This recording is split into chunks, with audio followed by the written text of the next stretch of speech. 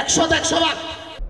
রাঙ্গুনিয়া উপজেলার লালানগর ইউনিয়নত চট্টগ্রাম ৭ আসনের রাঙ্গুনিয়া তুন বিএনপির মনোনীত ধান ও শিশু সংসদ সদস্য প্রার্থী হুমাম কাদের চৌধুরীর সমর্থনে লালানগর উচ্চ বিদ্যালয়ের মাঠত গেইতে শুক্রবার উঠান বৈঠক অনুষ্ঠিত তাহলে আরাত থেকে এই শহীদ সালাউদ্দিন কাদের চৌধুরীর সুযোগ্য সন্তান গণ্য করিব এখন গর্ব করবে কিনা।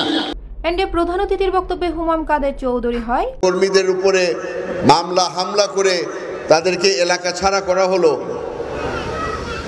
কিন্তু এটা দিয়েও আওয়ামী লীগের মন ভরে না।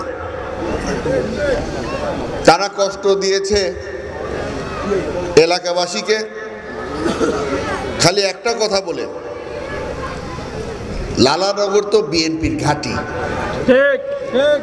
লালানগরে মানুষ যদি বিএনপির সমর্থন থাকে তাহলে এই এলাকার মধ্যে কোনো ধরনের নতুন রাস্তা করারও প্রয়োজন নেই, উন্নয়নের তো প্রশ্নই উঠে না।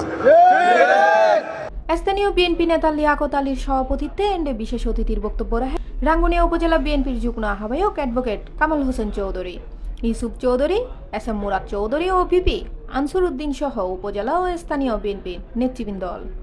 আজকে উনি খুবই অসুস্থ। দুইজন কথা কই ওনারা তুমি বিদ্যালয় আজ যে স্কুলের মাঠত আসছি জনাব হুমাম কাদের চৌধুরী দানর শিশু মসজিদ ভোট দিয়ে জয়যুক্ত গরম করিব।